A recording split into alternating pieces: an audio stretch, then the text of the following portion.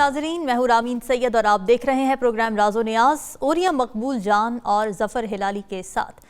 नाज़रीन, इमरान खान पर हमले की तहक़ीक़ात के लिए बनाई गई JIT की मुरतब करदा रिपोर्ट की कुछ तफसीलात सामने आई हैं, लेकिन इससे मामला सुलझने के बजाय मज़ीद उलझता हुआ महसूस होता है, क्योंकि मुल्ज़िम नवीद के वकील ने JIT की मुरतब करदा रिपोर्ट पर सवालात उठा दिए हैं और ख़ुद इमरान खान तहक़ीक़ात के सिलसिले में कुछ इक़दामात से मुतमईन नज़र नहीं आते। ओरिया साहब, इंक्वायरी की तफसीलात जो सामने आई हैं उनके मुताबिक नवीद महर के गन हमले के अलावा भी 3 नामालूम हथियारों से 3 नामालूम शूटर्स ने गोलियां चलाई थीं। तो क्या इससे तहरीक इंसाफ के इस बयानी को तक़वियत मिलती है कि हमला इंफरादी नहीं बल्कि एक सोची समझी साजिश था? देखिए, ये तो पहले दिन से वहाँ पर जिस वक्त फुटेजेस आनी शुरू हुई हैं टीवी पर, तो उसी दिन से सबसे अहम तरीन चीज़ यही थी कि हमला जो है 2-3 तरफ से हुआ है। क्योंकि ज़ाहिर बात है कि जो फुटेज थी वो थी कैमरों की, DSNGs की। उसमें जो हमलावर था वो कैमरों के पीछे था। ज़ाहिर बात है, एक इस तरफ था, एक उस तरफ था, और कैमरा का रुख इमरान खान की तरफ था, इसलिए वहाँ पर साउंड बाइट्स नज़र आ रही थी। साउंड बाइट में नज़र आता है एक बर्स्ट, फिर दूसरा बर्स्ट और तीसरा इंडिविजुअल फायर। ये साउंड बाइट एक नहीं 50 कैमरों की सूरत हाल सामने। असल मसला ये नहीं है। असल मसला ये है कि पाकिस्तान के एक एक्स प्राइम मिनिस्टर के ऊपर जो मर्डर अटेम्प्ट है उसके ऊपर इस हद तक सवालात खड़े हो गए हैं कि पाकिस्तान की कौम जो है वो सच्ची बात यह है कि एक मुकम्मल तौर पर कन्फ्यूजन का शिकार हो चुकी है कि ये कैसे हो रहा है। मतलब सबसे अहम तरीन जो बात इमरान खान ने भी पेश की और जो CCTV फुटेज भी सामने आया, मेरा कम से कम 6 साल बहैसियत डिप्टी कमिश्नर और 3 साल बहैसियत असिस्टेंट कमिश्नर इन इन्वेस्टिगेशंस के अंदर एक, जैसे कहते हैं, एक वक्त गुजरा है। अच्छा, कोई भी SP हो, IG हो, SHO हो, वो कभी भी ये हरकत नहीं करता कि मुल्ज़म की उठते ही सबसे पहले उसको बिठाए और जाके एक वीडियो बना ले। बिल्कुल। अब तो CCTV फुटेज आ गई है कि SP साहब उठते हैं और वो कहते हैं कि ये फुटेज बनाओ इसकी, और क्या, और वो एक रटा रटाया बयान जो है वो दुनिया के सामने देता है कि मैं अकेला था और मैं आया और वो उसके बाद मैंने उसको कर दिया क्योंकि ये म्यूजिक चलाता था उसके ऊपर। एक तो दूसरी बात जो अहम तरीन बात इसके अंदर होती है कि वो फुटेज सामने जब आती है तो SP साहब के विद इन सेकेंड्स वो 3-4 जर्नलिस्ट जो हैं वो पाकिस्तान के उसको ट्वीट कर देते हैं। इसका मतलब ये है कि कम से कम वो SP जो था वो तो इस वक्त तक जेल में होना चाहिए ना। इसलिए उसकी बुनियादी वजह यह है कि वो SP बुनियादी तफ्तीश के पैरामीटर से ही ना आशना है। पहली बात तो ये है, आपका देखें ना, आपका एक आदमी आम आदमी है, उसका मर्डर का अटेम्प्ट होता है, उसका पुलिस का SP जो है वो इस तरह की हरकत करता है, यकीनन कहेगा कि यार इस SP को खुदा के लिए कोर्ट से पूछे। एक सवाल ये। दूसरा सवाल ये है कि उस वक्त तक सबको अंदाजा हो चुका हुआ था कि ये तीनों तरफ से फायर जो है वो हो रहा है, लेकिन उस एक इंडिविजुअल को सामने लेके उसको आगे लिया गया। FIR के ऊपर हम बहुत दफा डिस्कस कर चुके हैं कि FIR वही होती है कि जो इमरान खान, जो बेसिक राइट, बिल्कुल, आपने गुज़श्ता 150 साल की FIR की तारीख बदल दी। FIR की फर्स्ट इंफॉर्मेशन रिपोर्ट के बारे में सुप्रीम कोर्ट, हाई कोर्ट सब का ये फैसला है कि ये उस शख्स का हक है कि जो उसका मुद्दई या जो विक्टिम का राइट है। अब मैं अगर मुझके होता, मैं 10 लोगों का नाम ले लेता हूं, मैं कहता हूं हिलाली साहब ने मुझे कत्ल किया है। अब हिलाली साहब ज़ाहिर बात है आराम से कहेंगे कि मैं तो कराची में बैठा हूं, वो मैं कत्ल के अटेम्प्ट कैसे कर सकता हूं, तो वो मेरा अपना केस कमजोर होगा, ठीक है, लेकिन नाम हिलाली साहब का जरूर उस पर आ जाएगा, राइट आपका आ जाएगा। जाहिर बात है कि लेकिन मैं अपना केस, अगर इमरान खान 3-4 ऐसे लोगों का नाम ले रहा था तो उसका अपना केस कमजोर होता था। लेकिन हुआ ये है कि एक पर्टिकुलर सूरत हाल के अंदर कुछ लोगों को बचाने के लिए कुछ नाम नहीं लिखे गए। अब मुझे ये समझ नहीं आती कि पाकिस्तान के अंदर कम से कम 15-20 से ज्यादा कंटोनमेंट होंगे, हर एक के अंदर एक थाना है। वो पुलिस किस लिए होती है? ताकि कोई भी किसी भी किस्म का क्राइम अगर हो तो उसको रजिस्टर्ड करे। एक कैप्टन अगर अपनी बीवी का कत्ल कर देता है तो क्या वो कोर्ट मार्शल होगा? नहीं, उसका कत्ल का FIR दर्ज होगी। एक आदमी जो है एक कैंट के घर में चोरी करता है और चोर पकड़ा जाता है तो क्या वो कोर्ट मार्शल होगा? नहीं, वो जुर्म है। वो एक दो बड़े बड़े आपस में 2 लोग लड़ पड़ते हैं और लड़ते हुए उनकी एक जमीन पर कब्जा कर लेते हैं आपस में, तो कहाँ केस रजिस्टर्ड होगा? वो ट्रेसपास का केस थाने में रजिस्टर्ड होगा, इसलिए लोकल पुलिस होती है। मैं कहता हूं अगर ये नाम डाल देते तो ये उनकी इज्जत में इजाफा होता, क्योंकि केस तो कौन साबित कर सकता है आगे जाके कि वहां से लोग उठे थे, वो आए थे, और ये इतनी बड़ी। लेकिन कुछ लोग मशवरा देने वाले उनको भी गलत थे, और कुछ लोग मशवरा देने वाले पंजाब के अंदर भी ऐसे थे कि जिन्होंने इस तरह की हरकत की, और आज ये सूरत वक्त के साथ साथ चीजें गुजरते के साथ साथ किसका एतमाद खत्म हुआ और किस पर एतमाद खत्म हुआ, ये आपको खुद सोचना चाहिए। बिल्कुल ऐसे ही है। बजाय इसके कि केस कमजोर पड़ता, वजीर आला पंजाब परवेज इलाही साहब उस वक्त कमजोर हमें नजर आए थे। अच्छा, हिलाली साहब, JIT की रिपोर्ट के मुताबिक इमरान खान पर बाकायदा मनसूबाबंद हमला किया गया था, लेकिन मुल्जिम नवीद महर जो था उसने अपने इब्तदाई बयान में ये कहा था कि उसने ये हमला किसी के कहने पर नहीं बल्कि अपने तौर पर किया, जबकि पॉलीग्राफिक टेस्ट में भी उसका ये बयान झूठ साबित हुआ है। तो आप क्या देख रहे हैं, मामला किस तरफ जा रहे हैं? देखिए, ये बहुत ही अफसोसनाक केस है इस लिहाज से कि इसका मतलब ये है कि कोई इंक्वायरी, बेशक प्राइम मिनिस्टर के अटेम्प्टेड मर्डर का भी इंक्वायरी, वो सही तरीके से नहीं हो सकता। और मैं आपको बताता हूँ, इसलिए लोग कहते हैं कि बेनज़ीर भुट्टो का भी जो मर्डर हुआ था उसका भी मर्डर गलत हुआ, गलत तरीके से इन्वेस्टिगेट किया गया। क्या क्या गलतियां थी? नंबर 1, जल्दी से 3 असैसिन्स थे, एक नहीं था, सबको पता था उसी वक्त। बल्कि हम सब जो बैठे हुए थे, सुन रहे थे, हमने फौरन कह दिया कि ये झूठ बोल रहा है कि ये कोई एक्सट्रीमिस्ट ने इसको ये। दूसरी बात देखिए, बहुत बड़ी बात है, इन्होंने वो जो DPO था, कौन था? DPO गुजरात किधर है? डिस्ट्रिक्ट है परवेज इलाही का जी, पंजाब। और आप मुझे बताएं, चीफ मिनिस्टर था परवेज इलाही।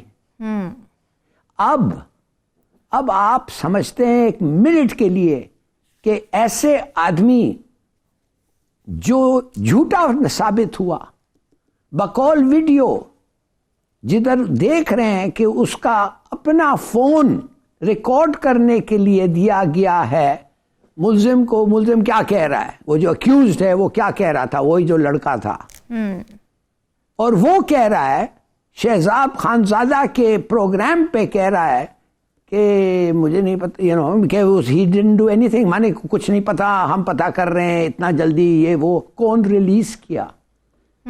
तो माफ करिए, अगर वो DPO गुजरात वो अपॉइंट हुआ है with the blessing of Pervaiz Elahi, इतना बड़ा झूठ एक प्राइम मिनिस्टर के असैसिनेशन के बारे में, तो क्या हम समझे कि वो बस ऐसा ही हो गया?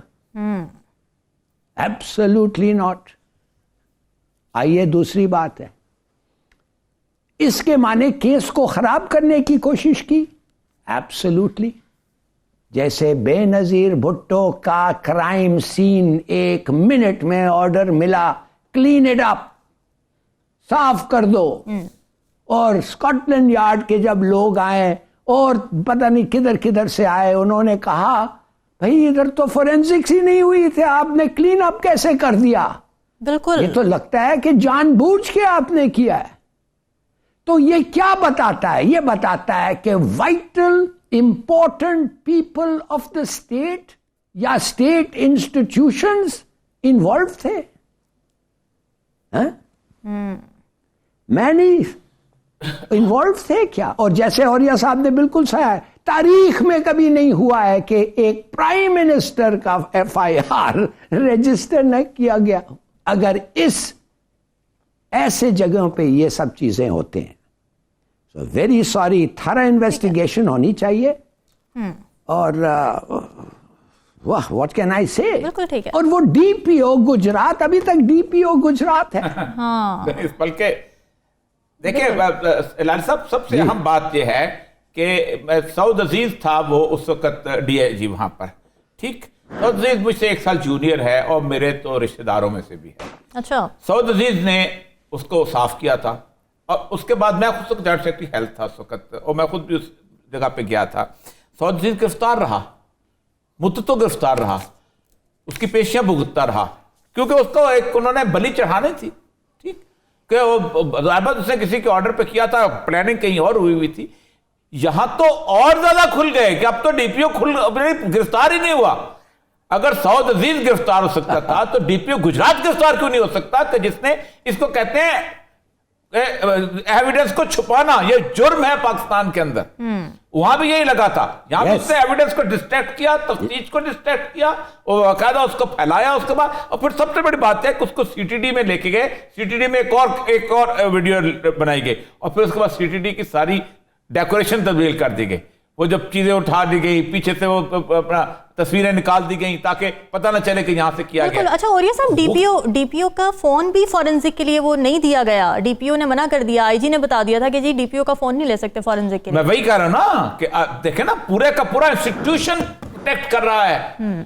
और कैसे देखिए, इमरान खान ने किसी का नाम नहीं लिया, लेकिन आप क्या समझते हैं, ये 22 करोड़ लोग, हम भी नहीं किसी का नाम लेंगे क्योंकि हमें भी पता है कि यहां बीपे चल जाएंगी, वहां भी बीपे चल जाएंगे, ये भी चल जाएंगे, लेकिन क्या 22 करोड़ अवाम जो है उनको कोई समझ नहीं आई कौन कर रहा है? क्या उनको अंदाजा नहीं है कि फरिश्ते आते हैं आसमान से, कोई इबलीस का कोई फौज है जहां पर वो जो चल रही है पूरे मुल्क के अंदर, और उसके लोग नहीं, ऐसा लोगों को पता है कौन करता है, किसका खौफ है। यानी आप अंदाजा करें कि मुनस इलाही बयान देते हैं कि हमने पीटीआई को कहा कि एक अपनी मर्जी का एसएचओ निकाल दें, हम उसको पोस्ट करते हैं, वो एफआईआर कर देगा। बिल्कुल खौफ। एक मैं कहता हूं, मैंने जब सुप्रीम कोर्ट में गया था अपनी एक अपील लेके, तो उन्होंने मुझे कहा तुम सुप्रीम कोर्ट में क्यों आ गए हो? मैंने कहा एक प्रमोशन बोर्ड में 15 लोग हैं, एक बंदा भी ईमानदारी से खड़ा होता तो मुझे इस मुल्क से उम्मीद होती। एक एसएचओ नहीं मिल सका। आप इस मुल्क से उम्मीदें वाबस्ता किए हुए हैं कि यहां एडमिनिस्ट्रेशन जो है इंसाफ करेगी, खत्म हो जाती हैं। इसका मतलब यार मुस्कुराते हैं, उसका मोनसलाई भी मुस्कुराता है, बाकी भी हमें, ओ भाई छोड़ दो, हुकूमतें छोड़ दो। इस कायनात में यहां पर अगर नहीं है तो कहीं ना कहीं इसका हिसाब तो देना है सबने। छोड़ दो, कह दो कि नहीं हम एक एसएचओ नहीं ढूंढ सके। जिस पंजाब में आप एक एसएचओ ना ढूंढ सकें 15, 16 या 17 ग्रेड का, उस पंजाब के अंदर आप समझते हैं कि पाकिस्तान में एक आम आदमी को इंसाफ मिलेगा कभी? बिल्कुल जी, बड़ी अफसोसनाक सूरत है। नाज़रीन, एक और अहम मामला यह है कि पाकिस्तान में ब्रॉयलर की गोश्त की कीमत 600 रुपये फ़ी किलो से बढ़ चुकी है। इस महंगाई की वजूहात क्या हैं, इस पर बात करेंगे इस ब्रेक के बाद।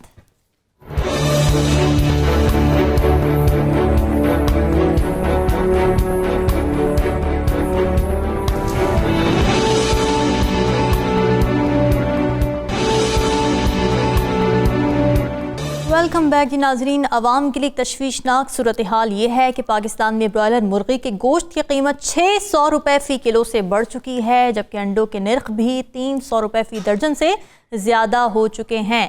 तो मामला क्या है, चिकन और अंडे अचानक इतने महंगे कैसे और क्यों हो गए हैं, इस पर बात करने के लिए आज हमने प्रोग्राम में दावत दी है नवाबजादा शहजाद अली खान साहब को, जो कि पैट्रन इन चीफ हैं all Pakistan solvent extraction association के। Sir welcome to the show. Oria साहब आप प्लीज कंटिन्यू कीजिएगा। शहजाद साहब, का पूरा जो क्राइसिस है, ये जो मैं इस पर बयान कर दिया, काफी महीनों से चला आ रहा है। कभी इसको फॉरेन एक्सचेंज के खाते में डाले जाते हैं। अभी कल चीमा साहब आ गए हैं, उन्होंने अजीब एक मेडिसिनल सूरत पैदा की। वो जो फैशन होता है कि जी आप ऑर्गेनिक फूड शुरू कर दो और ये कर दो वो कर दो, और उस तरह उन्होंने कहा है कि ना ब्रॉयलर खाना नहीं चाहिए, सेहत के लिए खराब है अंडे। असल क्राइसिस क्या है जो इस तरह इसको टाल मटोल किया जा रहा है और आपके जहाज जो है वो वहाँ रुके हुए हैं? शुक्रिया, थैंक यू वेरी मच। असल बात यह है कि चीमा साहब से गलती हो गई। उन्होंने रियलाइज़ नहीं किया कि सोयाबीन की इम्पोर्टेंस कितनी है पोल्ट्री सेक्टर में, और पिछले 2.5 महीनों से ना सोयाबीन का कोई जहाज़ छोड़ा है, ना कनोला सीड का कोई जहाज़ छोड़ा, जिसकी वजह से मुर्गी की खुराक की शदीद शॉर्टेज आ गई, और जो खुराक बनी वो भी मेयारी नहीं थी, जिससे मुर्गी की सही परवरिश नहीं हो सकी, और मुर्गी जो है वो शॉर्ट हो गई है। अब जैसी मुर्गी शॉर्ट हुई है, आपने अखबारों में देखा होगा कि हम लोगों ने इश्तिहार भी दिए हैं कि पिछले साल आज के दिन जो मुर्गी थी उसका गोश्त 300 रुपये से कम था, आज 525 रुपये हो गया है। उससे पिछले साल भी कम कीमत थी 300 रुपये से। तो जो कीमत बढ़ी है वो 162 रुपये 3 नवंबर और 3 जनवरी में बढ़ गई है पर किलो ऑफ चिकन।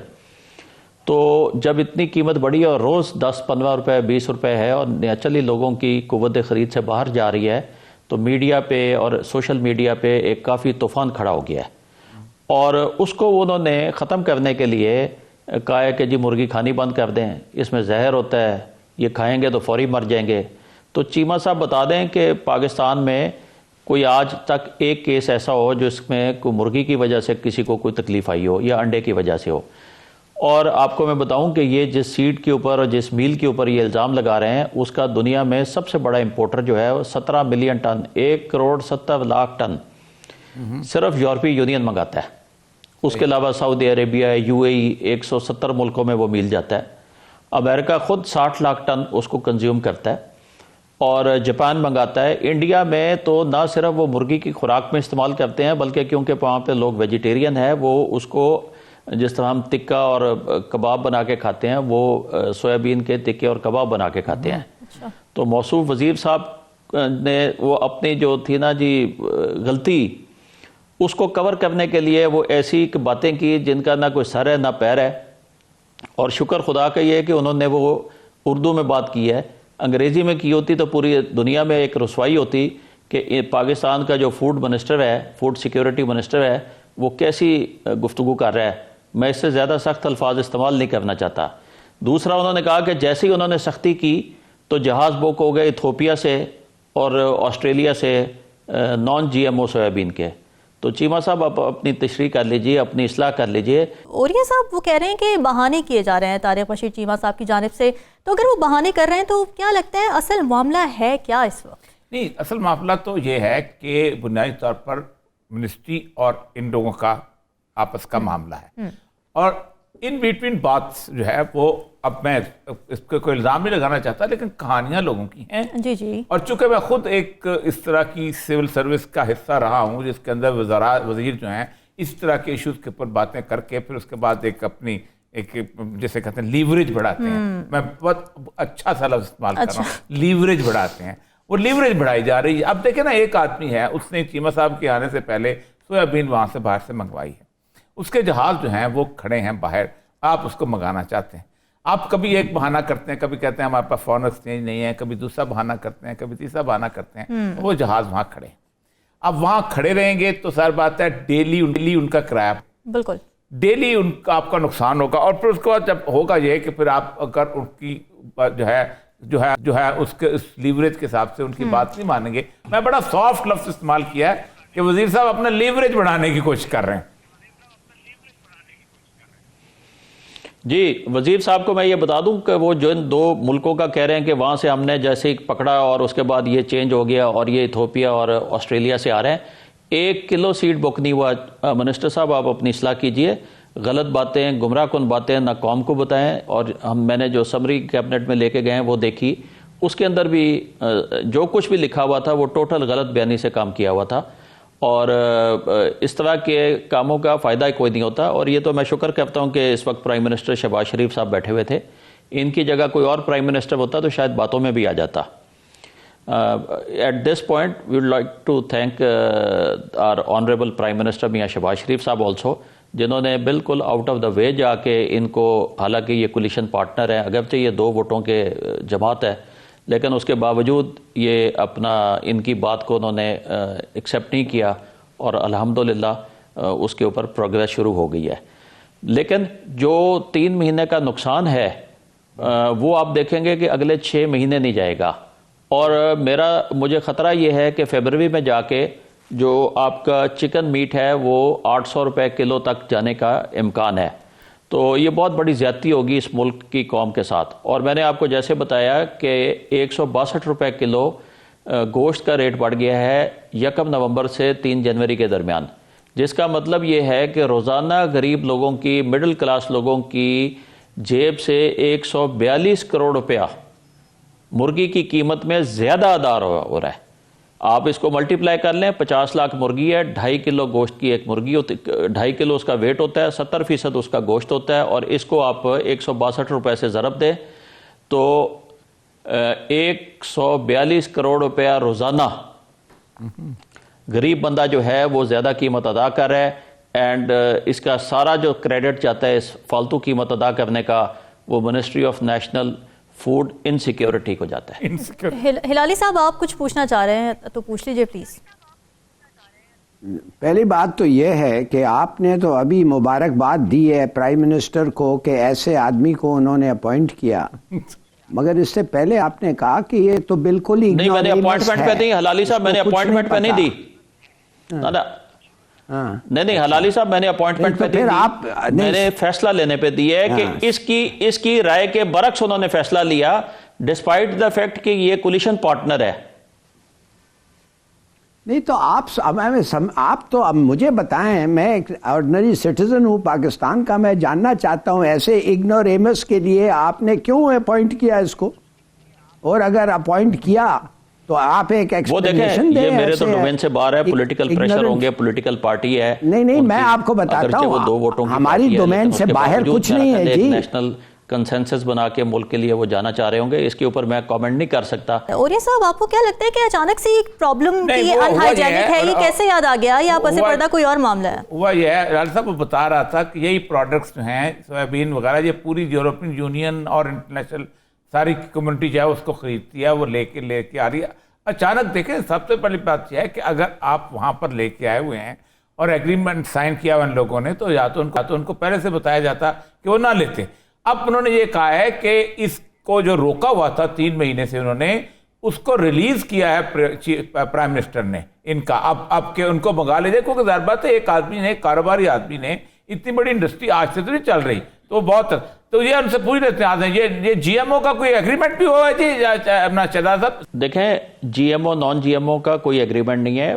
ये मिनिस्ट्री ऑफ फूड सिक्योरिटी की टीम अमेरिका और ब्राज़ील गई थी, वहाँ पे इन्होंने कंप्लीट स्टडी किया और उनके साथ एक एग्रीमेंट बनाया, एग्रीमेंट बना के उसका एक प्रोटोकॉल बनाया। उस प्रोटोकॉल के तहत इन्होंने इंपोर्ट परमिट इशू किए। उन्होंने in compliance of those import permits US government ने और ब्राज़ीलियन गवर्नमेंट्स ने जो फाइटोसैनिटरी सर्टिफिकेट इशू किए, जो ये पिछले 2018 से 2015 से एक्सेप्ट किए आ रही हैं। और पहला जो सोयाबीन सीड और कनोला सीड है, कनोला सीड इस मुल्क में 1998 में मैंने खुद इंपोर्ट किया था। तो अब उसके बाद इनका पूरा एक एग्रीमेंट कैनेडियन गवर्नमेंट के साथ भी साइंड है। आप ये तो नहीं कह सकते कि इनको पता नहीं था कि वहाँ पे क्या था। इनके माहिर गए थे, डीपीपी के डीजी गए थे, मिनिस्ट्री ऑफ फूड से फूड सिक्योरिटी कमिश्नर गया था, और ये सारी बातें उनसे तय करके आके इन्होंने हमें लाइसेंस इशू किया है। और आप देखें कि $650 मिलियन के अब सीड जो है वो समुंदर में खड़ा है। पाकिस्तान की लाइबिलिटी है, तकरीबन $200 मिलियन इसके अदा हो गए। और आज तो सूरत हाल ये है कि अब दुनिया में 2 ही जगह हैं जहाँ से आप कमर्शियली सोयाबीन सीड इंपोर्ट कर सकते हैं, एक अमेरिका है, दूसरी ब्राज़ील है। अमेरिका ने रिफ्यूज़ कर दिया पाकिस्तान के लिए फाइटो सर्टिफिकेट इशू करने के लिए, और जो पाकिस्तानी बायर्स ने अगले 5-6 माह का सीड खरीदा हुआ था, वो सारे कॉन्ट्रैक्ट मल्टीनेशनल कंपनीज ने कैंसिल कर दिए हैं, क्योंकि आपकी रिलायबिलिटी और आपकी क्रेडिबिलिटी बहुत बुरी तरह अफेक्ट हो चुकी हुई है। तो ये तो इन्होंने बिल्कुल इसका स्ट्रक्चर बर्बाद कर दिया है, ऑयल एक्सट्रैक्शन इंडस्ट्री का और पोल्ट्री इंडस्ट्री का। शायद मेरी बात सुन के वो खुश हो रहे हों, क्योंकि आज आपने उनकी प्रेस कॉन्फ्रेंस में सुना जिसमें उनको बड़े तकलीफ दे अंदाज में कहना पड़ा कि ये 1 अरब का सीड मंगाते हैं और 2 अरब रुपये नफ़ा कमाते हैं। तो ऐसा कोई हम हेरोइन का कारोबार नहीं करते हैं कि जहाँ पे 1 अरब का सीड मंगा के 2 अरब का बेच देते हैं। इसमें कभी थोड़ा बहुत नफ़ा हो जाता है और कभी थोड़ा बहुत घाटा हो जाता है।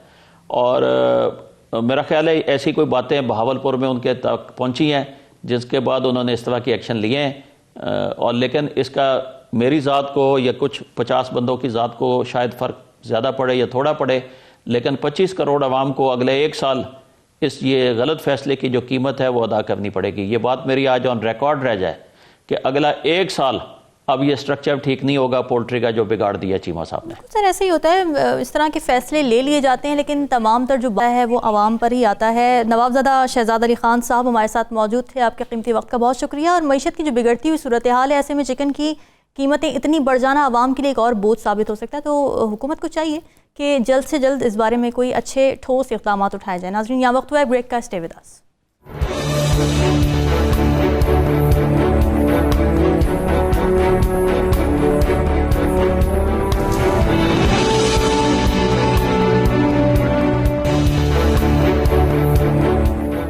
बैक नाज़रीन। पाकिस्तान की मगरबी सरहद पर हालात को इत्मीनान बख्श करार नहीं दिया जा सकता। मामलात बिगाड़ की तरफ बढ़ रहे हैं। अफगान हुकूमत ये कहती है कि वो अपनी सरजमीन पाकिस्तान के खिलाफ इस्तेमाल नहीं होने देगी, जबकि उधर से मुसलसल हमले भी हो रहे हैं और इन हमलों को रोकने के लिए कोई इक़दाम नहीं होता नजर आ रहा।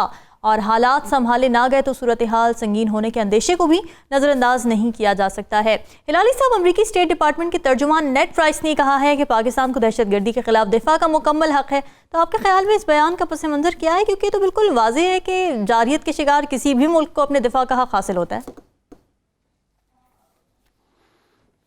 हाँ, तो अगर वो एक प्रिंसिपल जो है उसको स्ट्रेस कर रहे हैं, उस पर जोर दे रहे हैं और अमेरिकन कर रहे हैं, जो जायज़ प्रिंसिपल है, अमूमन तो वो नाजायज़ प्रिंसिपल्स को स्ट्रेस करते हैं और इंटरफियर करते हैं डोमेस्टिक अफेयर्स में, तो बड़ी अच्छी बात है, इसको वेलकम करना चाहिए। अच्छा। और हमने जब अफगानिस्तान तहरीक तालिबान अफगानिस्तान को कहा था कि आपके जगह से वो आ रहे हैं और हमारे साथ ये कर रहे हैं, उन्होंने कहा नहीं, ये जो है ये सब पाकिस्तान बेस्ड हैं, ये अफगानिस्तान से नहीं आ रहे। बिल्कुल। तो हमने फिर कहा उनको, मेहरबानी से थोड़ा सा आप look at face the truth, और आपके वहाँ से भी आ रहे हैं, आप मेहरबानी से इनको रोकने की, कह नहीं ये तो आपकी जगह। तो हमने कहा अच्छा, तो अगर उधर से आए तो हमारा हक है, उनको मारेंगे, हॉट परस्यूट करेंगे अफगानिस्तान के अंदर, हम प्रीएम्प्टिव सेल्फ डिफेंस करेंगे अगर हमें पता चला है इकट्ठे हो रहे हैं आने के लिए, और हम एक और चीज करेंगे, और अगर हमने ये अब तक नहीं किया है, कहना चाहिए, हम यूनाइटेड नेशन सिक्योरिटी काउंसिल की मीटिंग कॉल करना चाहते हैं। अच्छा। और हम कहना चाहते हैं जो मुल्क, अफगानिस्तान, हिंदुस्तान, जो भी हो, जो टीटीपी को मदद कर रहा है, उसके खिलाफ सैंक्शंस होनी चाहिए, निकालें एक रेजोल्यूशन। और दूसरी बात यह है कि ये हम जो हैं, हम अपना फेंस को भी बढ़ाएंगे, तगड़ा करेंगे, और अगर कोई मुल्क है, हम ये सिक्योरिटी काउंसिल में कहना चाहिए, और कोई मुल्क है जो हमें मदद करना चाहता है इन लोगों से बचने के लिए, जैसे अमेरिका ने ऑफर किया है, वेरी गुड, हम वो भी एक्सेप्ट करेंगे, इसलिए कि हम उसको खर्चेंगे कि हमारा फेंस बनाए, ड्रोन की मॉनिटरिंग हो और अपने आप की हिफाजत को ये करें। हाँ, हमें पता है कि अमेरिकन चाहता है जैसे यूक्रेन में पाकिस्तान को लड़ाए TTA के खिलाफ, इसलिए कि ये उनकी एक बुरी आदत है, मगर हम उनके लिए नहीं लड़ेंगे, हम अपनी हिफाजत के लिए लड़ेंगे।